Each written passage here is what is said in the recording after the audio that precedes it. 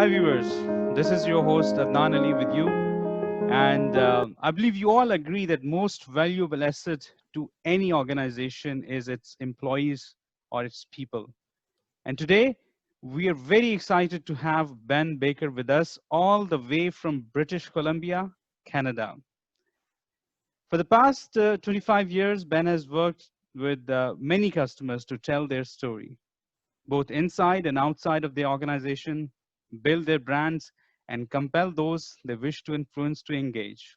He is an author, host of iHeart, Spotify, and iTunes syndicated YourLIVINGBrand.live podcast, and creator of Developing the Leader in You hybrid workshop series.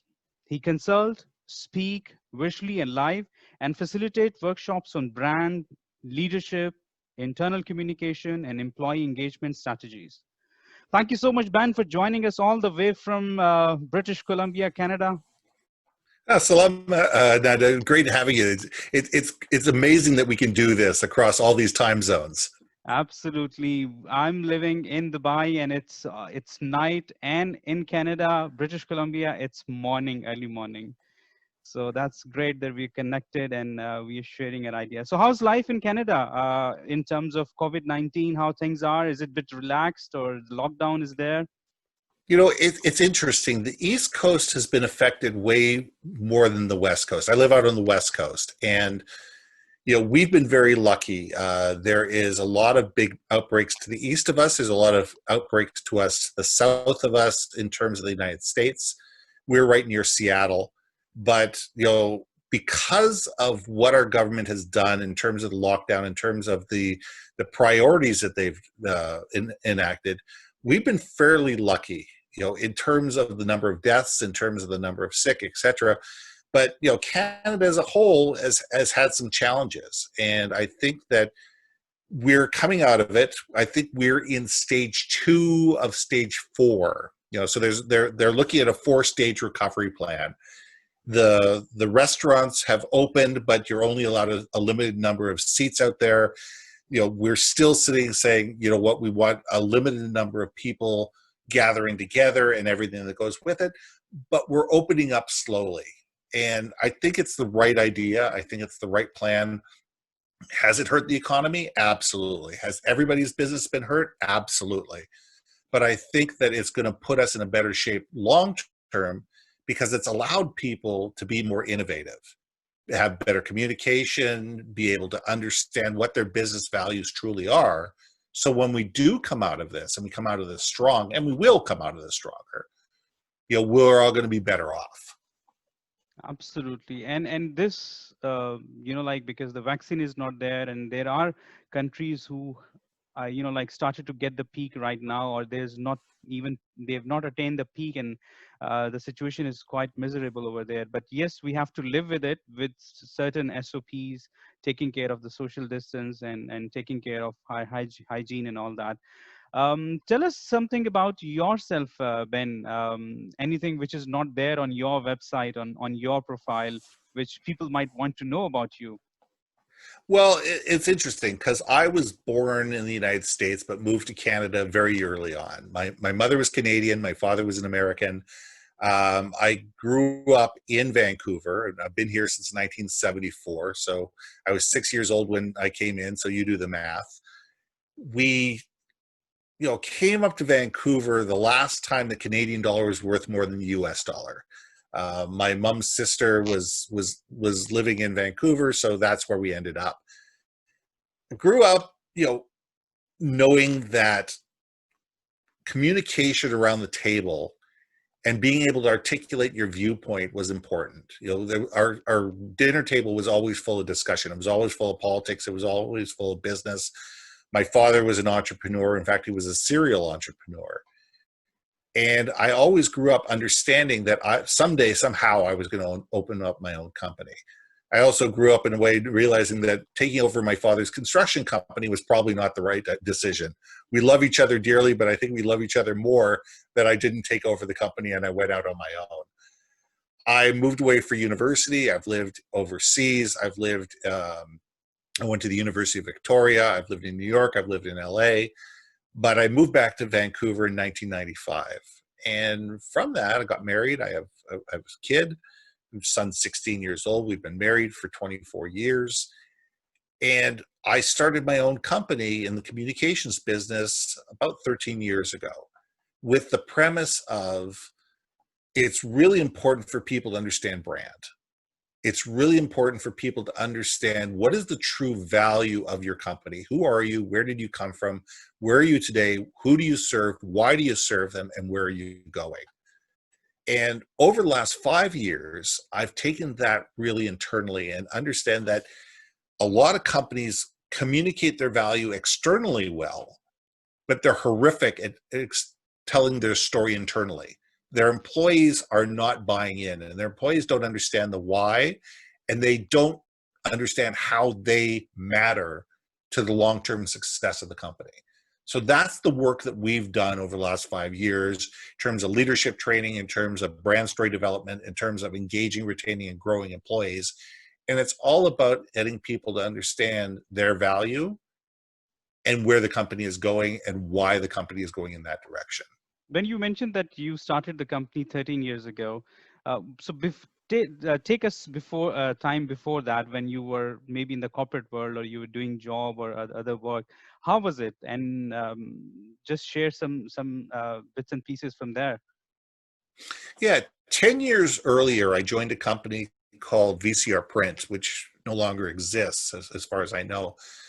And I was with them for about 9, 10 years. And within that, I started off, the company was a print management company. And I started off doing a lot of direct mail. So I killed millions of trees. You know, we did 500,000, million piece direct mail campaigns, mostly for the casino industry, a lot for the food and beverage industry. And it was all about how do we get the message out, you know, to the most amount of people in a compelling way to drive traffic in the door. And what I realized is that a lot of that business was reactive. It wasn't about telling a story. It was about how do we get people in the door today. So it was true advertising. It wasn't marketing. It wasn't branding. It was pure and unadulterated advertising. And there's a real differential. You know, the advertising is how do I get people in the door today, where the marketing is how do we get people to think about us so when they do need our services, they're going to come down. And I liked what I did. I really liked what I did. I was good at what I did, but I truly wanted to build long-term relationships between companies and their employees, and their customers, that were based on long-term value instead of being reactive. Because a lot of the stuff was, oh my God, our competitor just put this campaign in the mail. We have to do something in 3 days. So you're killing yourself for 3 days trying to come up with a new campaign, get it designed, get it developed, get it printed, get it out the door and out to 250,000 people, you know, in a very short time frame. 3 days may be an over exaggeration, but certainly within a week to 10 days, that stuff was hitting people's mailbox. And it became extremely stressful. So over that point in time, though I kept those clients, and those clients ended up being clients of mine through the new company and for years, I really moved over to dealing with a lot more business to business type clients where it was less reactive. It was more storytelling, and it was more marketing than advertising. And I could really focus on people's brands and being able to tell the story of their brands effectively. And that's where it evolved. And I've done everything from a lot of government work. We did a lot of work with smoking cessation, alcohol awareness, drug addiction programs across Canada into the United States. We worked with a lot of companies to be able to talk about new effective programs they're doing and being able to differentiate them in the marketplace. And I really enjoyed that. So when time came and VCR Print was really winding down, the owner was getting older and he really didn't want to sell it. He just wanted to close down the company, or at least didn't want to sell the company to me. I took the time at that point in time to form my own company, inform my clients of what was happening. And quite honestly, most of them followed me. And I was quite lucky because I started our company in January 2008, and I can't think of a worse time to start a new company. And if I didn't have clients that were loyal and wanted to work with me and help me out, I never would have survived.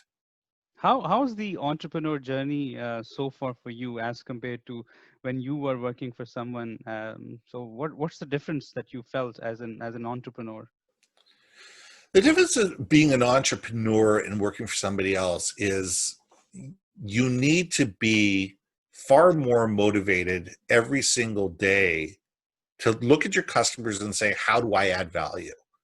Because if you're not adding value, if you're not differentiating yourself, if you're not making yourself valuable to them, they're going to go find somebody else. And it's 100% eat what you kill. There's no salary, there's no medical benefits, there's no sick days, there's no holiday pays, none of that stuff exists when you're an entrepreneur. It may exist for your employees, but it certainly doesn't exist for you. And good days, bad days, good economies, bad economies, you need to figure it out. And you really need to be a problem solver and say, okay, that didn't work. Why didn't it work? What do we need to do to augment this? Dust yourself off, pick yourself back up, change things, and move forward. And I think I really thrive in that environment. I thrive through understanding that, some days are going to be good, some days are going to be bad, some months are going to be good, some years are going to be bad. And you need to sit there and say, all right, when you're having a really good month, you don't spend it all. You put the money in the bank and you realize you're going to have bad months. And so there's money there to take care of you during the hard times. And it's a different mentality, but it's one that I've been doing for so long now that I truly and absolutely enjoy. When you said like you can truly add value to your clients, and adding value, obviously you need to build trust, you need to build relationship, you need to communicate openly, and like put other rather than like if there's a problem, you hide those problems, and 11th hours your customer is getting to know about your problems. So what's your strategy, like what's your structured way to kind of add value to your clients? Well, the first conversation I have with any client is, I'm going to make a mistake. Sometime, somewhere, somehow, I'm going to make a mistake. And I'll fix it. And we'll fix it together, and we'll fix it in a way that makes it right. And I'm not going to run, and I'm not going to hide, and I'm not going to hide behind email or voicemail or duck your calls or whatever. I'm going to be there, and I'm going to help fix it. I may not be the cheapest vendor, and I probably never will be. But I will always be there to fix things. I always take my customer's call. If I'm in the middle of a meeting, it goes to voicemail. As soon as I'm out of a meeting, I listen to my voicemail and I call people back. Or if I can't call them back right away, I will send them a text or an email saying, I'm just stepping into another meeting. I'll be done at 3:00. I will call you as soon as I'm done. If there's something you need in the meantime, please let me know. Communication is key for me. If I can let my customers know that I hear them, that I understand them, and I value them, they'll do the same for me. And it's about providing that service other people don't. It's realizing that my customers are human beings. And as much as I have an agenda and I have things I need to do on a daily basis, and I have things that are important to me, they have things that are important to them. And I need to respect that. And it doesn't mean I have to stop everything I'm doing to be able to solve their problem right there, but I at least need to let them know I heard them. And I understand it's a problem. And as soon as I can get to it, I will.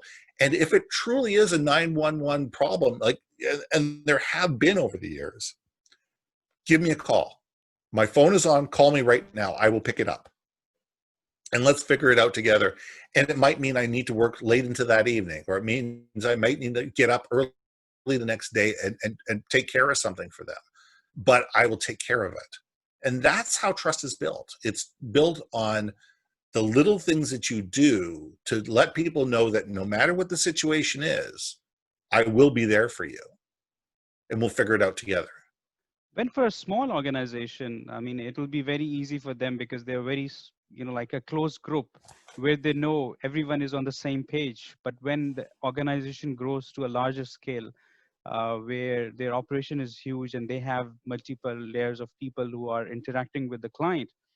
And in that way, the CEO's mindset that yes, we need to be customer friendly, we need to be open in communication, how it can trickle down to the people who are directly facing the customers for a bigger organization, maybe like 400 or 500 people. Or 10,000. Yeah, The first thing you do is the CEO has to mean it. They have to empower their people. First thing they have to do is they have to onboard every employee with the thought process that every employee is empowered to fix the problem that's in front of them. That you don't have to sit there and go through 16 layers of red tape and get permission from 17 different people in order to, change one number on a spreadsheet.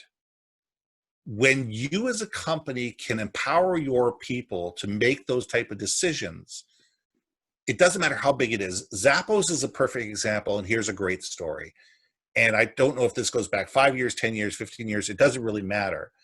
But there was a person that got a phone call in customer service from a extremely irate man. He says, my wife died 3 days ago, and the shoes that she ordered just arrived. What am I supposed to do with these? So the woman had ordered 2 or 3 pairs of shoes, had a heart attack and died, or whatever happened to a car accident, who knows. And, this man is absolutely grief-stricken. And these shoes arrive, and he said, they're going, what am I supposed to do with these? And the person said, no problem. The first thing I'm going to do is I'm going to refund your money, and I'm sending you a courier package, and we'll pick these things up and we'll bring them back. It's done. But then the person went one step further and sent flowers from Zappos to this guy with their condolences. He didn't have to ask anybody. He didn't have to get permission. He didn't have to check his budget. He realized that this was the right thing to do because that was the Zappos culture, and it happened. And that story has been told over social media time after time after time after time. And they've made back the cost of a $50 bunch of flowers 1,000 times over. And companies have to think like that. Doesn't matter if you're 25 employees, 500 employees, or 10,000 employees. The focus has to be on the customer.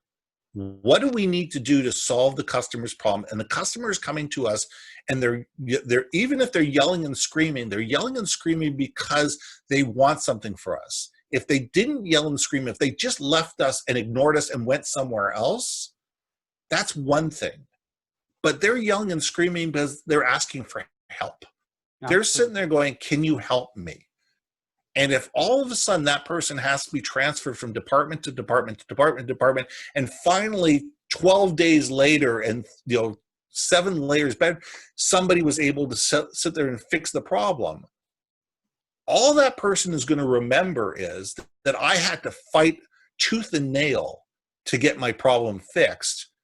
This company was absolutely bureaucratic, and all I have is frustration. So why would I ever want to do with it again? And guess what? That person's going to tell every single person they know about the horrific experience that they had.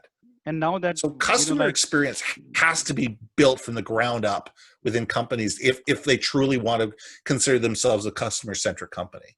Absolutely. And now that, because of the social media, everything spreads like anything, like you just put it on the website or, like Twitter or anywhere, and hundreds and thousands of people can see that review in minutes. So yes, now very crucial times.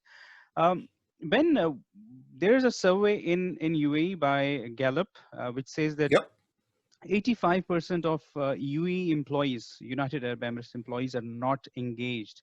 And I believe same kind of surveys are done in United States, where it says more than 70% of employees are not engaged.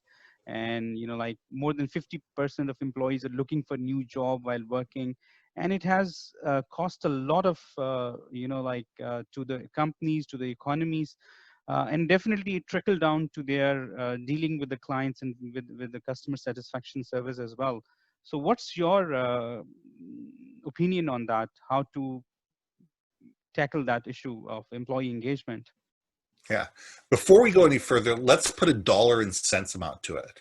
In the US economy alone, and this statistic goes back a couple of years, so you consider it's a 3 or 4 year old piece of statistic, we're talking $500 billion worth of lost productivity. $500 billion worth of lost productivity because people are disengaged at the office. And that means just everything from, you know what, sitting there on Facebook for half an hour because you're bored, to, you know, just not caring about your job and doing sloppy work. And, you know, and that 85% of disengagement is a huge gamut. It's not just, it goes with all along a continuum. 50% of employees, you know, looking for new jobs, that costs you $100,000 per employee to replace. Every employee that you lose costs you $100,000 to replace. And it's not just the time spent of placing the ad and, you know, and hiring the person. It's the onboarding, it's the training, it's the lost productivity, it's the customers that walk out the door with the person that left, it's the other employees that walk out the door with the person that's left, the people that left behind who feel that they're not being taken care of and they're doing the work of 6 when there's only 4 of them. So there's huge consequences to this. Engagement needs to come from effective leadership at all levels. I believe that leadership is a mindset and not a job title. And we need to build leaders at all levels within corporations. Everywhere from the first line, what people call line managers, all the way up to the C-suite. And we need to inspire our people. We need to communicate with our people. We need to coach our people. We need to mentor our people. We need to train our people.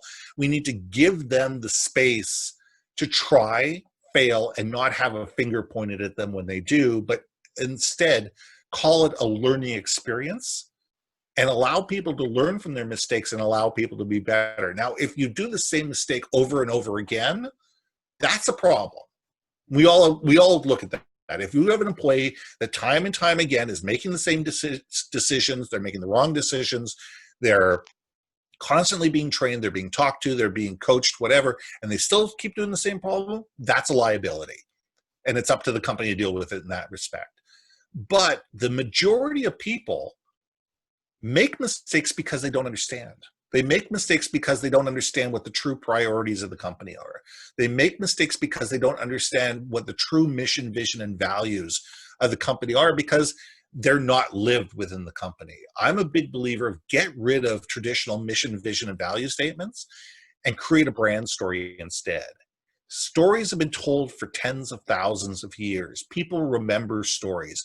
People remember the genesis of a company, where you are today, excuse me, what got you from where you were to where you are, the challenges that you went, the successes that happened, who you serve, why you serve them, the value that you bring, why these customers are important to you, and where you're going as a company, and how those individual people matter within inside the company.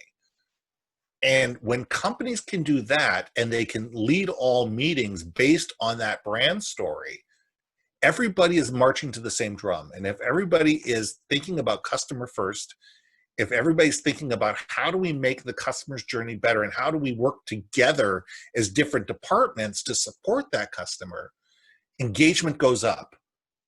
People stay longer with companies. You have people that feel more, you know, they have better job satisfaction. All that comes about because we listen to, we understand, and we value employees, and we give them the tools to help them succeed. When you mention a very valid point where you mentioned about the leadership role, because leadership is not about title, it's about attitude. It's about, you know, like connecting with the people in such a way that they don't feel like, you know, like there's a bossy attitude. So how do we develop leaders? Because if there is a leader who is there, who can motivate the team, who can engage the team, who can, you know, like support them, who can be there for them whenever they need them. It's not, you know, like it's not a boss, but it's purely a leader. How to develop such kind of leaders? Yeah, I have a 6-month course called Developing the Leader in You, and it's on my website under YourBrandMarketing.com. The course is designed specifically for that. It truly is. And what I've done is I've created an online on-demand course where people can watch 30 videos, take a 50-page workbook, and go through things. And then what we do is, what's the most important part of it is, we meet for the first month for 4 sessions at 90 minutes apiece.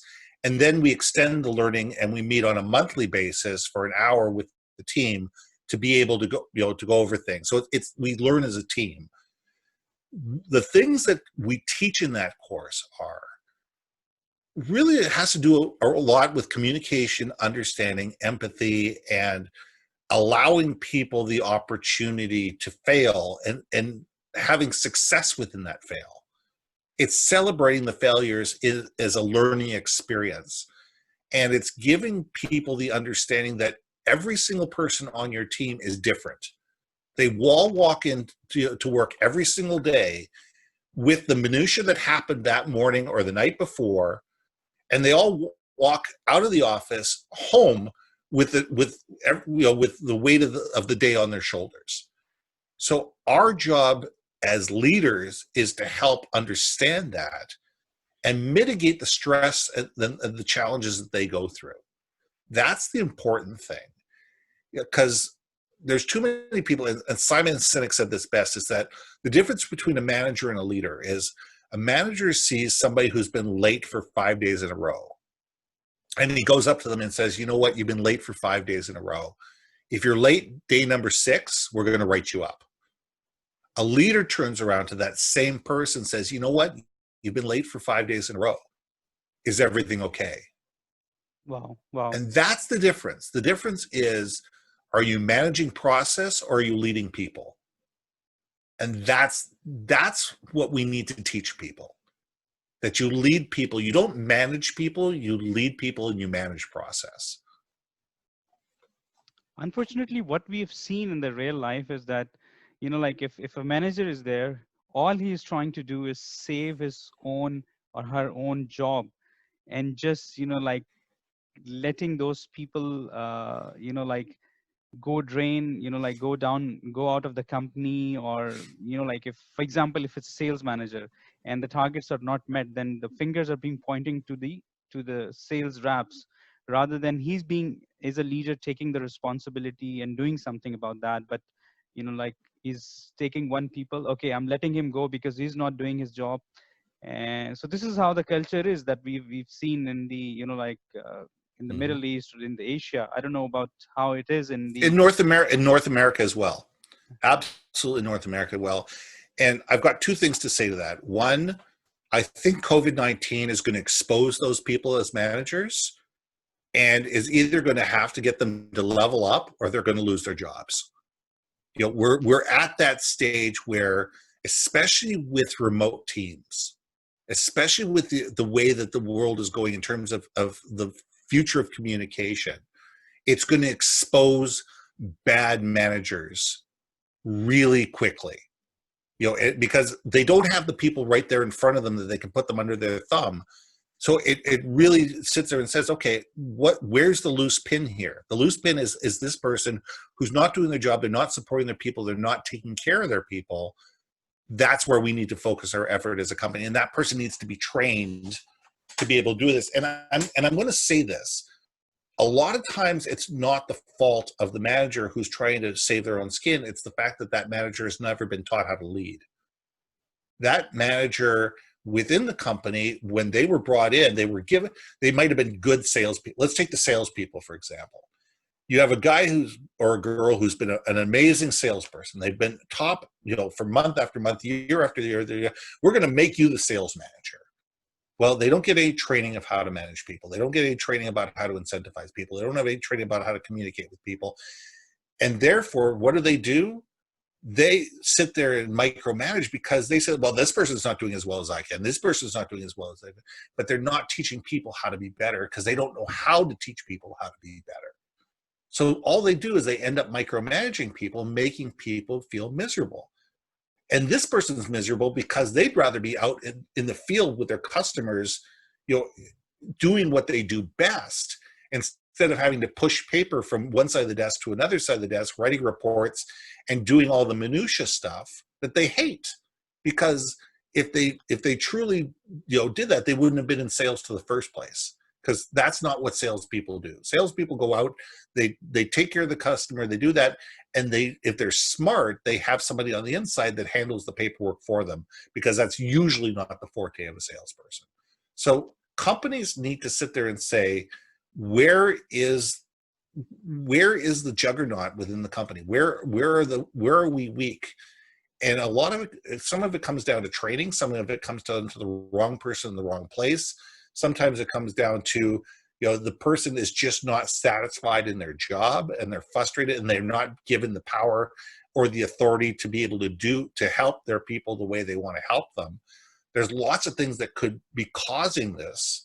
Let's start looking at the root causes and start sitting there going, well, that's a bad person, without thinking about why is that person not being effective.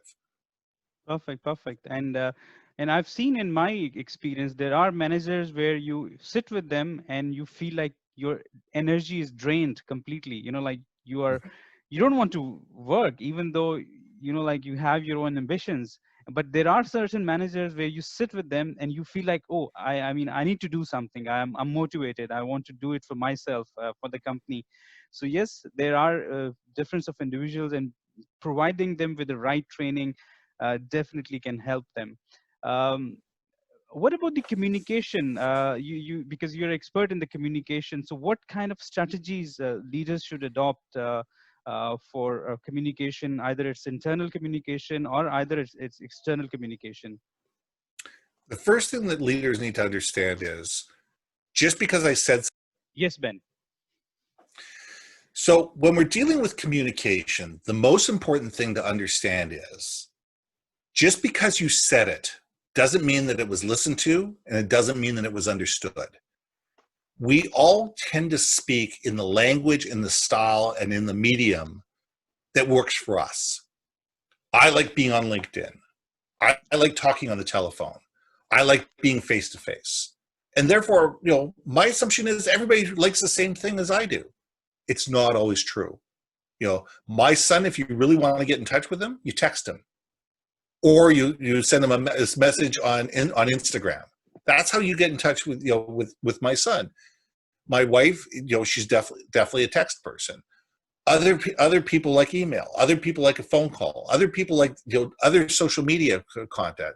It's a matter of understanding that different people like to be communicated in different ways, and understanding that if you send something to them in a method that works for you, they may not receive it, and they may not respond to it. And the key thing to understand is when you send somebody a piece of communication, it's a vital communication, there should be a question within that communication at the end about, what did you think about this? Because if you do that, you're sparking a conversation. And if you send stuff out constantly as a dictum and assume that everybody listens to it and everybody understands it exactly the same way as you do, you're in trouble. But if you sit there and say, okay, let's sit down and let's talk about this as a team. Let's sit down and discuss it. What are some viewpoints that you have, and what do you think about this? You're labeling people to process it, feel that they're part of the decision, feel that they've been listened to, and feel that their opinion matters. And by doing that, they're going to respond to it, and they're going to engage with it, and they're going to be compelled to move in the direction that you want them to move in, because there's buy-in. But just sending a message out and assuming that everybody's just going to march lock and step, it doesn't work anymore. And we need to stop thinking that it does. Great. You also mentioned something about the change in the corporate structures and the industries post COVID-19. And what's your opinion on that? How you see the world after COVID-19 in terms of the corporate structure, communication, branding, marketing? How do you see Well, I mean, we could talk for an hour on this, it? but the short answer is, I think there's going to be a lot of office space up for lease. I honestly think that 15 to 20% of the workforce is going to continue to work from home. I don't think it's going to be 40%. I don't think it's going to be 75%. I think, it went from being somewhere in the 15% range to up to 40% range. In some companies, it was 100%. But on average, I think it's going to be somewhere in the 10 to 15% range long term that are going to be working from home. And it's going to lead to some really good opportunities, but it leads to a lot of situations where leadership needs to understand how to lead a hybrid team, because you're going to have some people in the office, you're going to have some people that are away from the office. And it's making sure that that team is cohesive and making sure the communication happens and making sure that everybody gels and knows who each other is and what's important to the other people. You're going to have situations where what I said, you're going to get a lot of leveling up. Now, because of COVID-19, you can sit there and say, okay, wait a second. Not everybody does need to be inside the same roof. So let's go start taking a look for some talent in Oklahoma, or let's go take some New York City or Dubai or London or whatever, and start looking for the best people. What are some people that have the skill sets that we truly need to allow the company to level up? And let's go looking for them. And it doesn't really matter where they are if they can do their job. In some respects, sometimes it's better to have a team that's 12 hours away that is, while you're sleeping, they're working, and it allows you to become a 24/7 operation. Wow. There are organizations that have purposely done that in terms of R&D, where they have a team in one location that works on the thing. At the end of their day, they get on a conference call, transfer the information to a central server. The team, 12 hours away, takes care of that, and they start working on it while the team one is sleeping. And an innovation that could have taken years could take months. So it's a matter of sitting there going, okay, how do we think differently? How do we think differently as an organization? How do we sit there and say, we can become citizens of the world?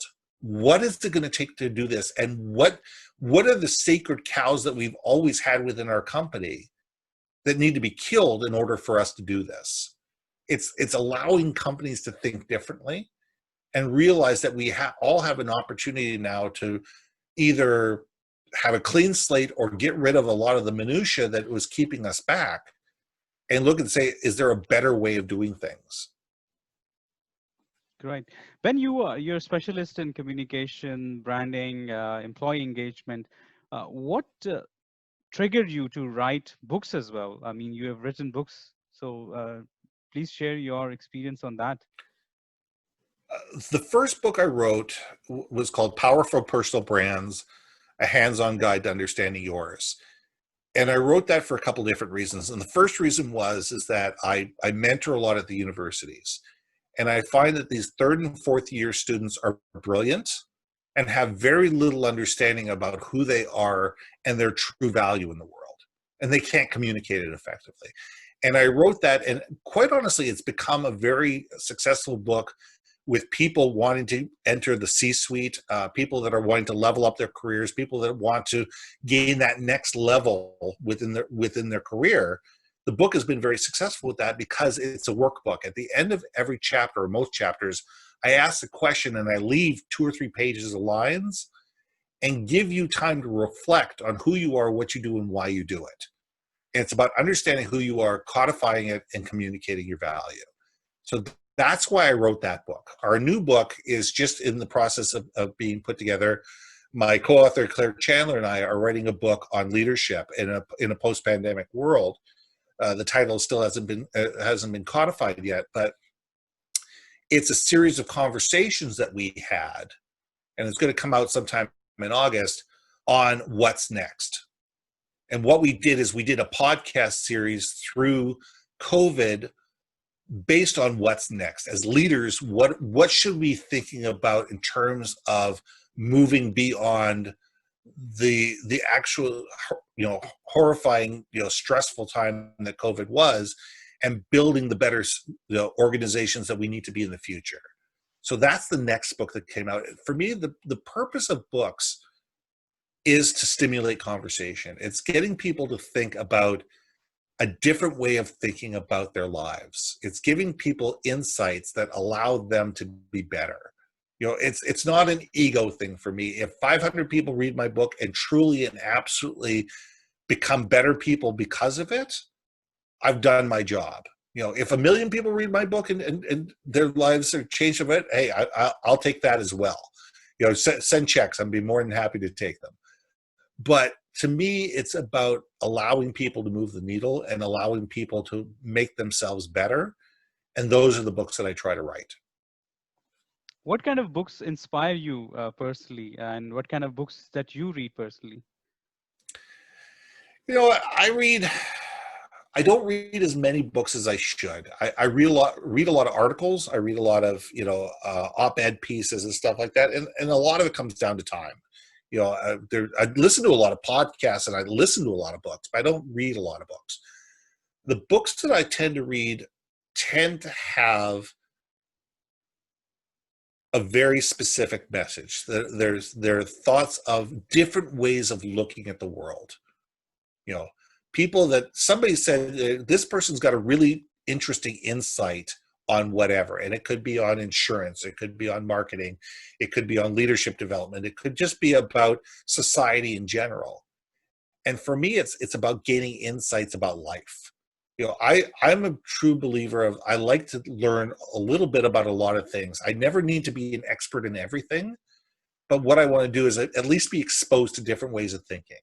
If I can be exposed to different ways of thinking, it makes me more valuable to my customers because I can relate more. And that's one of the big reasons why I started my podcast, because it's allowed me to interview 160 plus people. And I've been on over 100 podcasts like this, and be able to get insights from other people. And that's the key thing is to be able to get other people's viewpoints, understand where other people come from and why they believe what they believe. And to me, that's the cool thing about the books that I read. When you're a mentor to thousands of people, who is your mentor? I have a few mentors. When it comes to public speaking and marketing, Seth Godin is definitely a big mentor of mine. I had the privilege of working for him one summer a couple years ago. And when it comes to the marketing and thought leadership and speaking, I really like a lot of his style. I like, as a keynote speaker, I've got 5 or 6 different people that are keynote speakers that I try to not emulate, but at least learn from when I'm on the stage. Sir Richard Branson, in terms of a management and leadership style, is probably one of the people that I emulate a lot. It's the breadth of the companies. It's the fact of how he treats his employees, how he empowers people, and how he's willing to take calculated risks and sit there and say, okay, that didn't work. Why? Let's figure it out. Let's move forward. And I think that there's a lot of different people that I consider mentors based on what they do. Great. How do you define success and happiness? Success and happiness to me is watching the people that I lead, inspire, coach, train, whatever, be better. When they get that aha moment, when they take the stuff that we learn together and they apply it, and they have better job satisfaction and they help move the needle for other people, that's what truly makes me happy, and that's what really inspires me. And that's what really is what true success is to me. It's not a dollar amount. It's not a car. It's not a size of a house. It's, have I helped other people achieve their level of success? That to me is a successful day, month, year, career. And it comes down to, how do I want people to think about me when I'm not in the room? And how I want people to think about me in the room is I'm the one that helped them achieve their success. Ben, is money important to you? Money is important to me to a point. I need to have enough to live my life, to go on vacation, to, if my kid wants a new pair of Nikes, that I can afford to buy them and not think twice about it. But I don't need the 100-inch flat screen TV. I don't need the $500,000 Ferrari. I don't need to live in the 10,000 square foot house in the right neighborhood, and send my kid to Yale, Harvard, or Princeton just because it's Yale, Harvard, or Princeton. For me, I like nice things. but I like nice things for me. It's not for other people. It's I buy stuff because it's quality, not because it's showy or it's going to take care of it. I mean, the watch that I wear is $150 or $200 watch. It's by Fitbit. It's a digital watch. It's not a $10,000, $20,000 or $30,000 Rolex. It does everything that I need to do for $250. And the truth of the matter is, if I bought a $69 Timex and that $69 Timex did the same thing, then I'd wear the $69 Timex. For me, it's about having things that work and having things that make my life better, not about having things just to have things. What is your proudest moment of your life?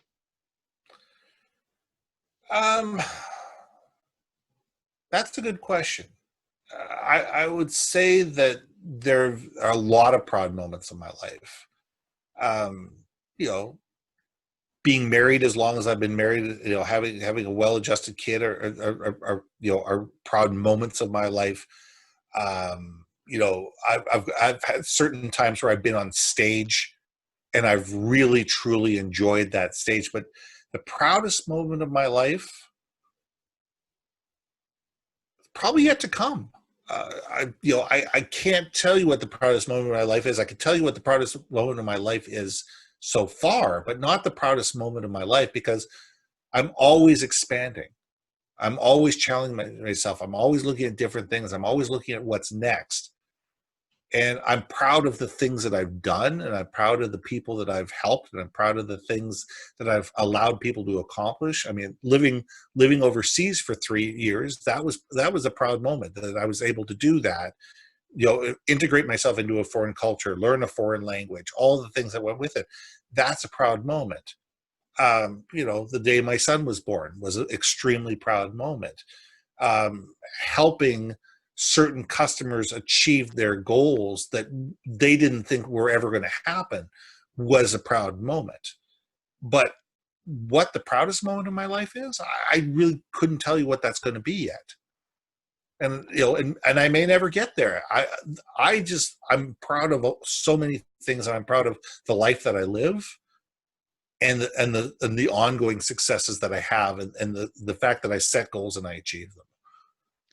When everyone faced like adversities and like failures in their life, have you faced such difficulties, adversities Oh, in your life? And if yes, how absolutely. you cope up with them? I mean, the biggest, failure, not failure, but the challenge in my life was 7 years ago. I was in a very bad car accident, and it took almost 4 years to even get beyond the, get beyond the car accident, deal with the lawyers, deal with the insurance, get healthy again. And the truth of the matter is, am I 100% back where I was? No. Will I ever be 100% back where I was? No, absolutely not. But I'm moving through it. And I think that our challenges make us stronger. Our challenges allow us to find out what we're truly and absolutely capable of, because all of us are capable of way more than we think we are. We're all able to put up with a lot more, horrible stuff than we can ever consider. And I look at everything that gone through my life as, excuse the expression, a first world problem. I still have a house. I still have food in my stomach. I still have a car. I still have people who love me. I still have all those things that go along with me. I don't live in a war-torn country. I don't have people shooting at me. I don't have bombs going off, unexpectedly. I don't have, people coming in the middle of the night and arresting me for no reason. So everything in my life is pretty much a first world problem. And if I lived my life with that viewpoint, nothing that goes on in my life is so horrific and it can't be overcome. It may be challenging. You may sit there and go for weeks and months, if not years, and sit there going, okay, how do I get out of this? But you're going to get out of it, and you're going to move forward. And you may not move forward in the way that you thought you were going to move forward. And you may have to lean on other people, and you may have to reach out and ask for help. but none of that is a shame. None of us can succeed on our own. We all need people to help us. Great, great. I mean, it's a great conversation that we're having, and we can have it for hours, because I'm personally enjoying each and every bit of this conversation. It's a complete learning for me, and I'm sure our audiences are loving it too. Your wisdom, your experiences, your skills, uh, amazing. I mean, hats off to you for your work, for your like enthusiasm and your motivation, and how you are inspiring the companies to change their structure, to deal with the customers, to to increase the productivity. If someone wants to reach you, how they can do it, and a final message before we sign off, please. Sure. The best way to get in touch with me is always through my website. It is through Your Brand Marketing website. That's where all my courses are. That's where our community is. That's where my podcast is. Everything is through the YourBrandMarketing.com website. It's the easiest way to find me. And you could always, if you click on a button, probably 10 different places on the website, you can book a meeting with me. And it's all there. And if you want to find me, it's a book a meeting with Ben.com is the easiest way to book a meeting with me, or call me on my cell at 604-512-7174. It's on my website. You can find my email on my website on every single page. The last thing I want to do is I'll give it to you in the show notes so people can grab it. I'm happy to give everybody a PDF copy of my book, Powerful Personal Brands. Let everybody have a read through it, use the exercises, find a little bit about it, and share it. My attitude is that it's all about getting people to be better. And if this is going to be something that's going to allow people to be better, and it's something that I can provide in a PDF format that allows you to do that, great. Because let's share this. Let's get people to do that. And once you've had that conversation, come back to me, and we can talk about where we can go from there. But to me, that's table stakes. It's getting people to understand. If you don't understand who you are personally, you're never going to be able to lead others. Great, great. With this great message from Ben, we'll sign off, and we'll be back with another exciting and motivational personality, so that we always be on track, and not only survive this life that we have, but thrive and achieve more and more. Thank you so much. Take good care of yourself, and see you. Thanks for having me. Thank you.